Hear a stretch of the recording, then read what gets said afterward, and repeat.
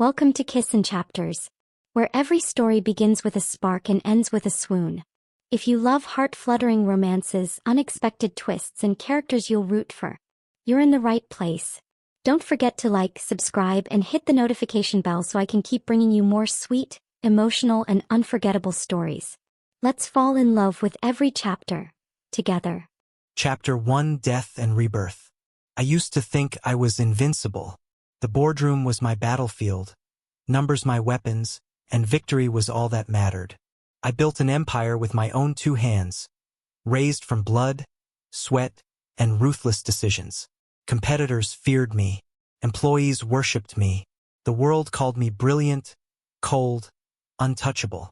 But here I am now, lying in a hospital bed, surrounded by the antiseptic scent of death.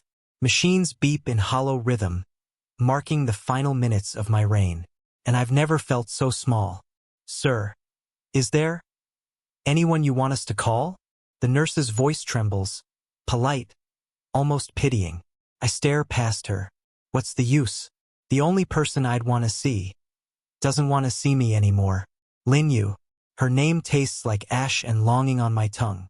My wife, though she stopped being mine long before she walked away. I never lifted my head from my laptop when she brought me dinner. I never noticed the way her smile dimmed with every ignored conversation. I let her slip through my fingers because I thought love was a distraction. The truth? I was a coward. And now, with my heart failing, I finally understand. I loved her. I always did. But I buried it so deep beneath pride and work that by the time I wanted to reach for her, she was gone. A tear I didn't know I could shed slides down the side of my face. I laugh bitterly. It hurts. My chest feels like it's caving in. I whisper, my voice breaking. If only I had another chance. The monitors screech. The nurse shouts something. My vision blurs. Darkness swallows me whole. Silence. Then, I gasp. My eyes snap open. I'm not in a hospital. Above me hangs a ceiling fan, spinning lazily. The scent of old wood and faint dust fills my nose. I jolt upright, nearly falling off the bed. The mattress beneath me is firm, too familiar. My head spins. What the hell? I look down. My hands steady, unwrinkled. No 4 lines. No hospital gown. Instead, a plain black shirt, casual pants. My body feels younger, stronger. My chest doesn't ache anymore. Panicked, I stumble toward the mirror across the room. The reflection that greets me makes my heart stop. I know this face. Sharp jawline, dark eyes, not yet hardened by years of exhaustion. This is me but younger. Impossible, I whisper. The phone on the desk buzzes. I grab it with trembling hands. The date flashes on the screen. My breath catches. It's 10 years earlier. Before the marriage. Before the empire's peak. Before I destroyed the only woman who ever truly loved me. My knees weaken, and I grip the desk for balance. I laugh, half hysterical. Fate must be mocking me. But then something in me steadies. This is my chance. My second chance. I can see her again. Lin Yue. Not the broken wife I pushed away, but the young woman she once was, before my neglect hardened her heart. This time I won't let her cry alone. This time I won't choose work over her smile. This time I'll fight. Not for power, not for money, but for her. A shiver runs down my spine. I don't know why I've been thrown back, but I know one thing for certain. I will find Lin Yue, and I will never let her go again. Chapter 2: The First Encounter Again. The first thing I did after realizing I had been reborn was look for her. Lin Yue. Even thinking her name felt strange. Like a forbidden word from a dream I had lost once and was terrified of losing again. I spent days gathering what I remembered about her. Where she studied, where she lived, what she liked in those early years. In my past life, I hadn't bothered to know these details until it was too late. Now, I clung to every memory like a drowning man clutching driftwood. My assistant, Chen, gave me a wary look when I told him I needed to visit the university near the city center. Sir, a campus event? Shouldn't we just clear my schedule? I snapped, then caught myself. In the old timeline, that tone was second nature. This time, it only tasted bitter. Please. Chun blinked. Why yes, of course. The campus was alive with noise and color. Students rushing between buildings, some sprawled on the grass, others laughing in groups. I stood out in my tailored suit like a wolf among lambs. A few girls whispered as I passed, but I ignored them. My eyes scanned the crowd, heart pounding. And then, there she was, Lin Yue.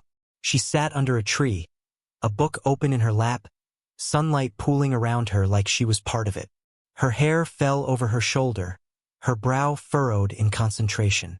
She looked so young, so untouched by the pain I would one day cause her. My chest tightened. God, I had missed her. I forced myself forward. When she looked up, her gaze flicked to me, and then away, as if I were nothing more than a passing stranger. The dismissal stung more than it should have. Cleared my throat. Lin Yue. Her eyes narrowed slightly. Do I know you? I froze. In my memories, she had been my wife, the woman who poured her love into me until she had nothing left. But to her, right now, I was no one. For once, words failed me. The CEO who could close billion-dollar deals couldn't string together a proper introduction. I've heard of you. From friends. Smooth. Ruihan. Brilliant. Her lips curved. Not in a smile, but a polite, wary expression. I don't talk to strangers, especially ones who dress like they're here to buy the campus. I glanced down at my suit. Damn it. Before I could salvage the moment, she closed her book and stood. Excuse me. And just like that, she walked away. I stood there, rooted, watching her retreating figure. In my first life, she had always been waiting. Waiting at the dining table, waiting at the door, waiting for me to remember she existed. Now I was the one left behind. It hurt, but it also lit a fire in me. This wasn't going to be easy. She wasn't going to fall into my arms just because I decided to change. I would have to earn her. For the first time in my life, I realized that was exactly what I wanted. Chapter 3: Chasing Her in Broad Daylight. If anyone had told me that Zhang Ruihan, the cold and untouchable CEO, would one day find himself following a college girl around campus like some lovesick fool, I would have fired them on the spot. Yet here I was. I had cleared my schedule for the week, skipped 2 high-level meetings, and was now sitting on a university bench with an iced coffee in hand, pretending I belonged among the students. Pathetic, but worth it, because across the courtyard, Lin Yue was walking toward the library, a tote bag swinging at her side. My pulse quickened. I stood too quickly. My assistant, Chen, who had been dragged along for note-taking, looked at me like I had lost my mind. Sir, are we stalking someone? I shot him a glare. I'm networking. On a college campus? Yes. He didn't look convinced. I ignored him and strode forward, intercepting Lin Yue at the library steps. Lin Yue, I greeted, trying for casual. My voice came out too sharp. She stopped, frowning. You again. Her tone was cool, dismissive, and it punched harder than any boardroom insult I'd ever taken. Yes, I admitted, forcing a smile I hadn't used in years. I thought we could talk. About what? She tilted her head. Are you trying to sell me something? Because if you're one of those MLM people, I'm not interested. I nearly choked. MLM? Me? The CEO of Ruihan Group? No, nothing like that. I think, damn it. I was hoping you could recommend a book. Her brows shot up. A book? Yes, I said firmly, as though I spent my free time reading anything besides financial reports. I want to broaden my horizons. She stared at me for a long, skeptical moment. You don't look like someone who reads novels. Ouch. Correct, but ouch. Maybe I should start, I countered smoothly. You could guide me. Lin Yue shook her head, exhaling in disbelief. You're strange. Then she walked past me, up the library steps, and disappeared inside. I stood there, humiliated, my carefully planned approach crumbling. Chun sidled up beside me, whispering, Sir, with all due respect, that was the worst attempt at conversation I've ever witnessed. Shut up, Chin. Over the next week, I tried everything, accidentally bumping into her on the bus, bringing coffee to her study group, claiming I had extras, pretending to attend a public lecture just so I could sit 2 rows behind her. Each time, she saw right through me. Each time, she brushed me off with cool politeness. And yet, I couldn't stop. Every rejection felt like a knife, but it also reminded me of why I was here. In my past life, I had ignored her until her love for me withered. In this life, she wouldn't even let me close enough to ignore her. It was humiliating. It was frustrating. But it was also exhilarating. For the first time, I was the one chasing. Chapter 4: Memories That Hurt. I hadn't dreamed in years. In my old life, sleep had always been a burden, something I allowed my body only when it could no longer function. But now, every night since seeing Lin Yue again, my dreams were filled with her. Not the young woman with guarded eyes I was chasing today. No, it was her from the future, the one I married, the one I destroyed. In my dream, she sat at the dining table. A full meal spread out, candles flickering. She waited with her chin propped in her hands, her eyes soft and patient. "Ruihan, you're late again," she murmured when I finally came home. I didn't even look at her. I muttered something about work, went straight to my office, and shut the door. In the dream, I could see both of us at once. Me, the cold machine, and her, the woman shrinking into silence. I wanted to grab my own collar, shake that man until he woke up. But I couldn't. The next dream was worse. She was sitting in the bedroom, her shoulders trembling as she folded her clothes into a suitcase. "You?" my dream self asked without looking up from the laptop. "What are you doing?" She wiped her tears quickly. "Nothing." He didn't notice. He never noticed. And when she finally walked out the door, dragging her luggage behind her, I didn't stop her. I thought she'd come back. She always had. But she didn't. Not in that life. I woke with a start, drenched in cold sweat, my chest heaving like I'd run a marathon. The silence of my apartment pressed in on me. I buried my face in my hands, my throat tight with a mixture of rage and regret. How many nights had she cried alone because of me? How many times had she begged for scraps of affection, only to be met with indifference? The memories were knives, and I deserved every cut. But I wasn't the same man anymore. This life was different. It had to be different. I swung my legs off the bed and stood, pacing the room like a caged animal. Lin Yue didn't trust me. She avoided me, rejected me, brushed me off like an annoyance. Good. I deserved her coldness. But I wasn't going to give up. Not this time. Not when fate had handed me the miracle I once begged for with my dying breath. Even if I had to chase her until my pride shattered, even if I had to be humiliated day after day, I would prove to her that Zhang Ruihan could love her. Not as an afterthought, not when it was too late, but here and now. For the first time in both my lives, I understood something painfully simple. Love wasn't about being waited on. It was about showing up. And I would show up every single day until Lin Yue let me back into her world. Chapter 5: A Crack in the Wall. For weeks, my efforts had been humiliating. Every smile I attempted earned me a frown. Every carefully planned, coincidental meeting ended with her slipping away. If this were the boardroom, I would have crushed the opposition with strategy and force. But this wasn't business. This was Lin Yue, and I couldn't treat her like a deal to be won. I needed her to trust me. But how? The answer came on a gray afternoon. I had just left a lecture hall. Yes, I'd sat through an entire economics seminar just to sit behind her, which my assistant Chun still mocked me for. When I saw her by the campus gate, she was on the phone, pacing, her brow furrowed. Her voice was tight with worry. "But doctor, she doesn't have anyone else to take her. Can't you?" "Yes, I understand. I'll find another way." When she hung up, her shoulders slumped.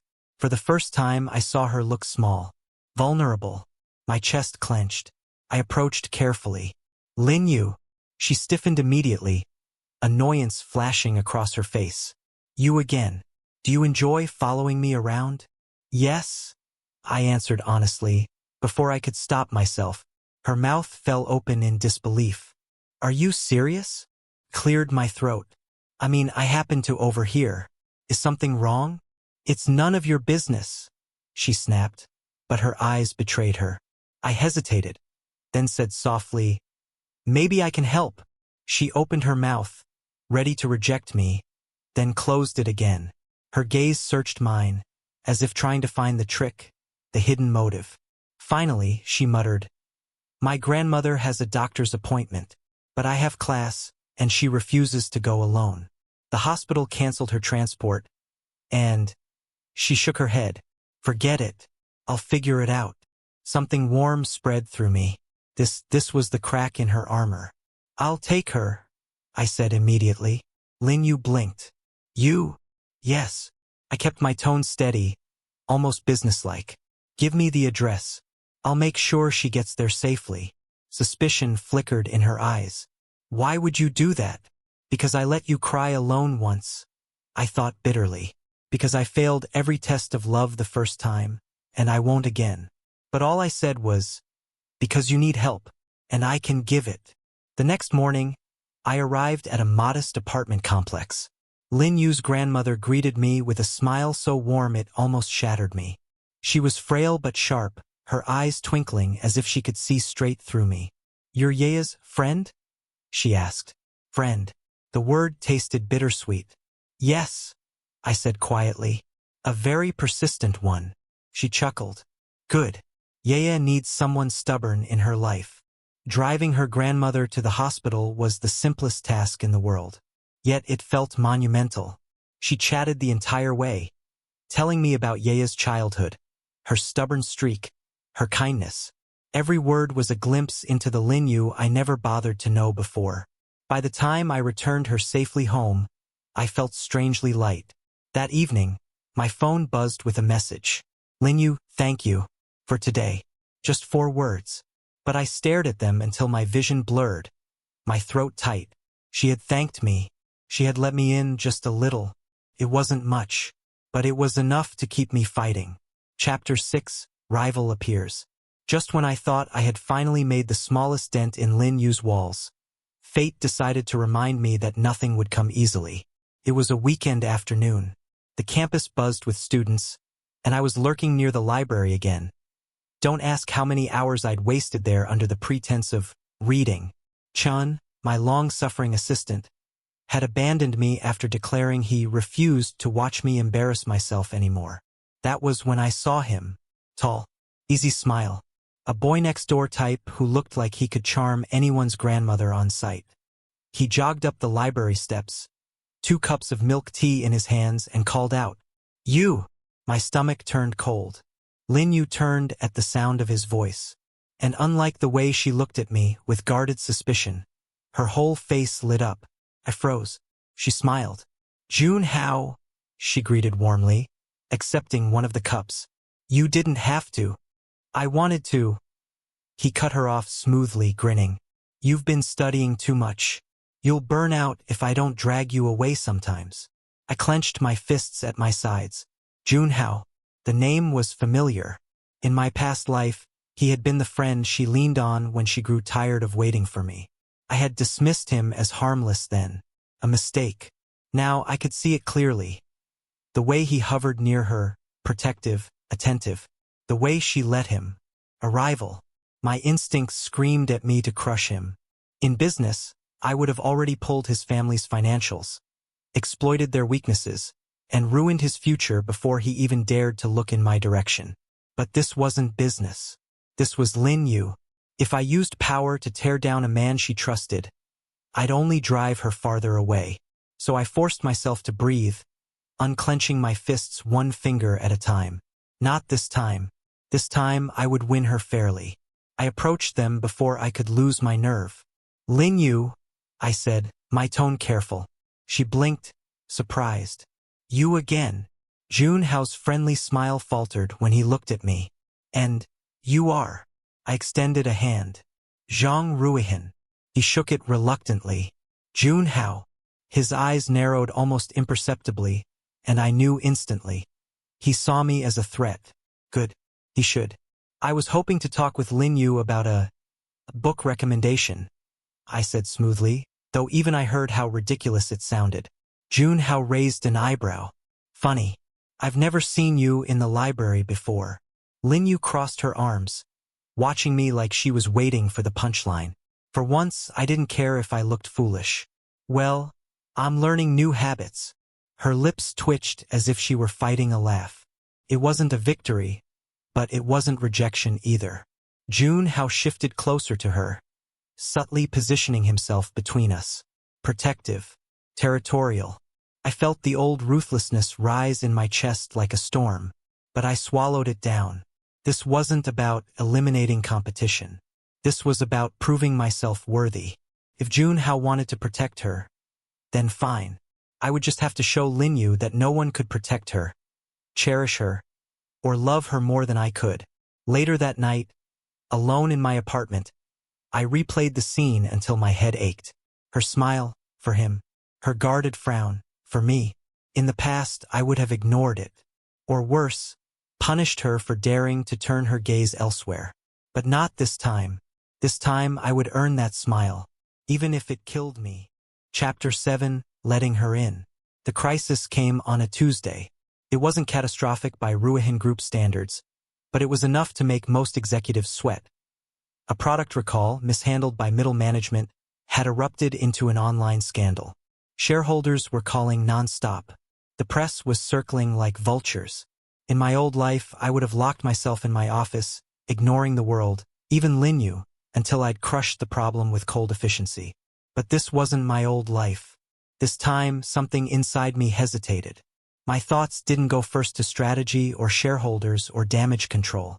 They went to her. Lin Yue. I found her after class, sitting under a tree with her laptop, scrolling through notes. She looked so peaceful in the shade, the sunlight flickering across her hair.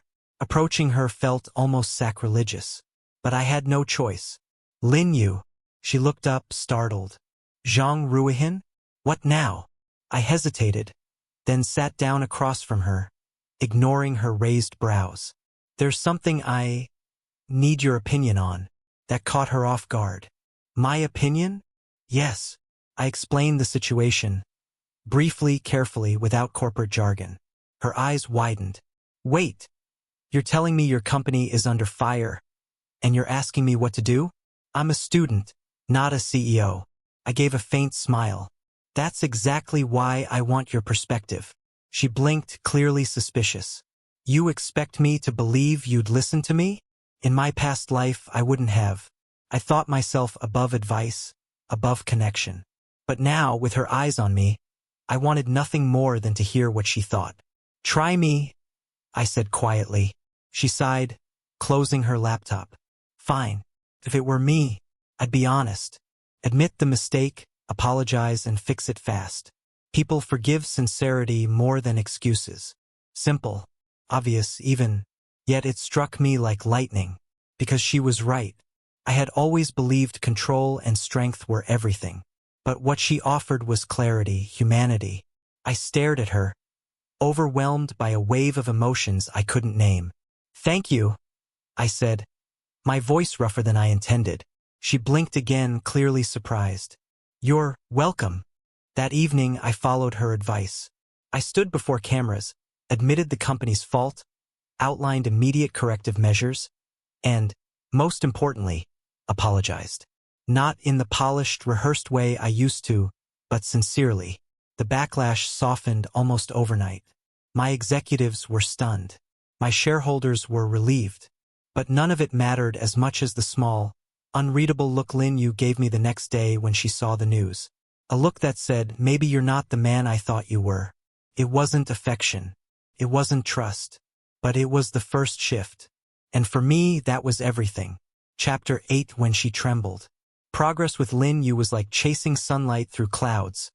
One moment warm, the next swallowed in shadow. She still dodged me in the hallways.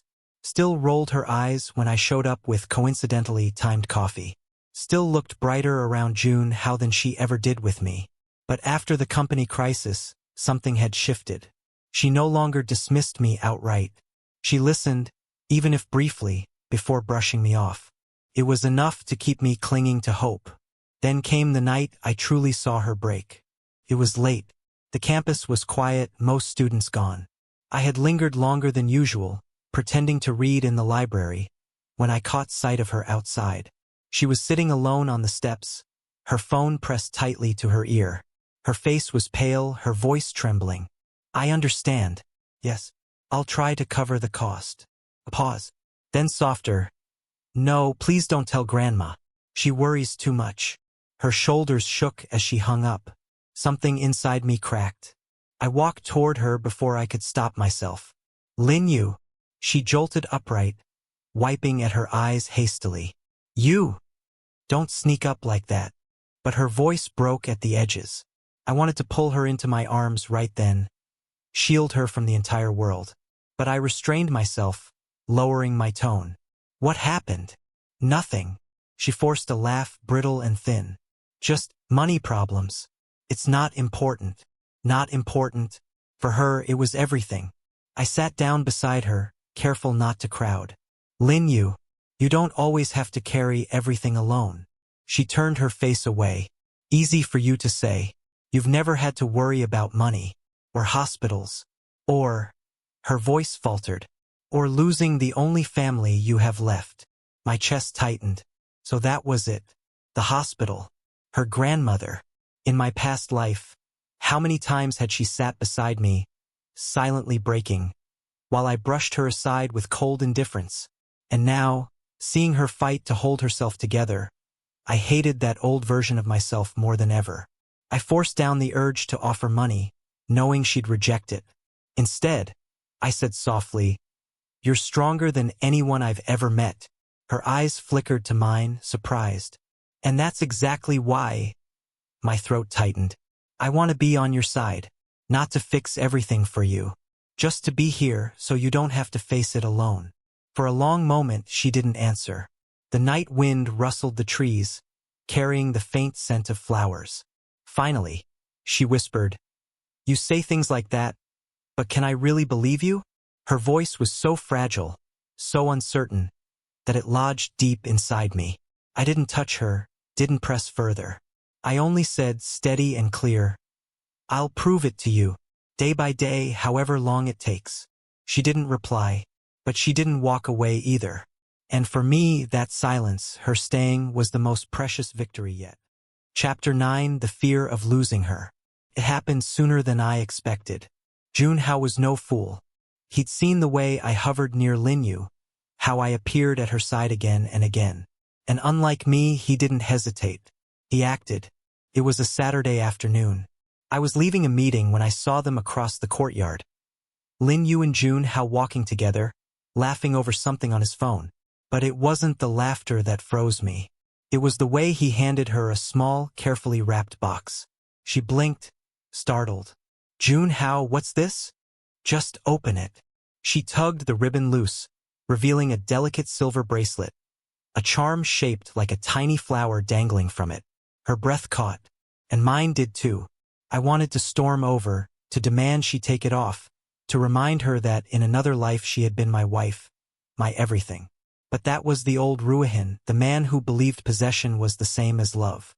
Now all I could do was stand there, invisible, as Junhao took her hand. "You," he said gently, his voice carrying even across the courtyard. "I've liked you for a long time. I don't want to just be your friend anymore. Will you give me a chance?" The world tilted under me. In my past life, I'd thought time was endless, that she would always wait, that love could be taken for granted. But here, watching her hesitate, my chest squeezed with a fear sharper than anything I'd felt in boardrooms or hostile takeovers. The fear of losing her, again. I forced myself forward, every step heavy. "Lin Yue." They both turned, startled. Junhao's expression hardened, his body angling protectively toward her. I ignored him, my eyes locked on hers. I shouldn't interrupt, but I can't stay silent. Her brow furrowed. "Ruihan, I know I don't deserve your trust. I know I've done nothing but annoy you since the day we met. But I need you to hear me, just this once." My voice was raw, stripped of all pride. Junhao stiffened, but I pressed on. "I don't want you to choose me because I'm persistent, or because I can give you more than anyone else. I just want you to see me, the real me, The man who would do anything, be anything, if it means you'll never have to cry alone again. Silence. The courtyard noise faded. Students passing by in blurred motion. All I could see was Lin Yue, her wide eyes, her trembling lips. Jun Hao finally spoke, his tone sharp. You think you can just waltz in and say that? You doesn't need empty promises. I looked at him and for once didn't feel anger, just certainty. They're not promises, I said quietly. They're vows. I turned back to her, my heart pounding. Lin Yue, if you let me, I'll spend the rest of my life proving it. Her hands tightened around the bracelet box. Her eyes flickered between us, between safety and risk, between the boy who had always been there and the man who kept forcing his way back into her world. She said nothing, and though the silence cut me open, I didn't push, because this time her choice had to be hers alone. All I could do was wait, and pray she wouldn't walk away. Chapter 10. Her answer. Days passed. Lin Yue didn't wear the bracelet Jun Hao gave her. She kept it in her bag, untouched, and though she didn't say a word about it, the silence felt heavier than anything. Would she pick him, the safe, gentle boy who had always been there? Or me, the man who had stumbled into her world, relentless and confusing, but determined to never let her stand alone? The waiting was agony, until one night, close to midnight, the door to my office opened. Lin Yue stepped inside. I stood immediately. Lin Yue. She closed the door behind her, her face unreadable. For a long time, she just looked at me, as though searching for something. Finally, she spoke. I told Jun Hao no. The air rushed from my lungs. You rejected him? She nodded once. He's kind. He's steady. But when he confessed, all I felt was gratitude. Not the kind of feelings he deserves. I couldn't lie to him. Relief surged through me, but I forced myself to stay still. Then, why are you here? Her gaze softened, though her voice was steady. Because I need you to hear this. You're not like anyone I've ever met. At first, I thought you were just persistent. Annoying, even. I gave a faint, self-deprecating smile. Fair. But then, she took a slow breath. I saw the way you stayed by my side during the crisis. How you didn't just throw money at my problems, but stood with me when I was scared. You didn't walk away. Not once. Her eyes glimmered. That's why I chose you. My chest tightened, too full for words. Lin Yue. She lifted her chin, her tone firm despite the tremor in her lips. Don't make me regret it. If you're serious, prove it. Not with grand promises, but with how you live, every single day. I stepped forward, my voice low and rough. That's all I've wanted, the chance to show you. Slowly, I reached out my hand. This time I didn't grab. I offered, and she placed hers in mine.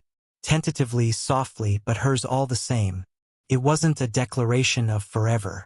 It was the fragile, precious beginning of something real. And for me, for a man who had already lost her once, that was everything. Epilogue, the life we chose. The morning sun streamed into the kitchen, golden and soft. Lin Yue stood by the counter, tying her hair up as she stirred something in a bowl. The smell of muffins filled the air, sweet and warm. I leaned against the doorway just watching her. If anyone had told me years ago, before fate turned back time, that this would be my life, I wouldn't have believed it. Back then, I was cold, prideful, untouchable. I thought love was a distraction, and I lost her because of it. But in this life, she had chosen me. Not because I was the easiest choice. Jun Hao would have been safe, gentle, steady. Instead, she'd taken a risk on the man who barged into her life, persistent and flawed, but determined to never walk away. And she hadn't regretted it. She caught me staring and frowned playfully. You're doing it again. What? I stepped closer, smirking, looking at me like I'm some kind of miracle. I slipped my arms around her waist, pulling her back against me. That's because you are. Her cheeks turned faintly pink, but she shook her head. Honestly, Zhang Ruihan, you never stop with those lines. I lowered my voice, brushing my lips against her temple. That's because I mean every one of them. A small voice interrupted us. Mama, Baba. Our daughter ran in, clutching her toy rabbit, her steps still wobbly but full of determination. She made a beeline for Lin Yue first, tugging at her skirt before reaching out her little arms toward me. I lifted her easily, pressing a kiss to her cheek. She giggled, clutching at my collar like I was her whole world. Lin Yue smiled softly at us, and in that moment, my chest ached with gratitude so sharp it almost hurt. Love, I realized, wasn't about possession or pride. It was about choosing each other every single day. And the bravest thing Lin Yue ever did was choose me when she didn't have to. I would spend the rest of my life making sure that choice led to happiness. Because in the end, I wasn't just given a second chance at life. I was given a second chance at us.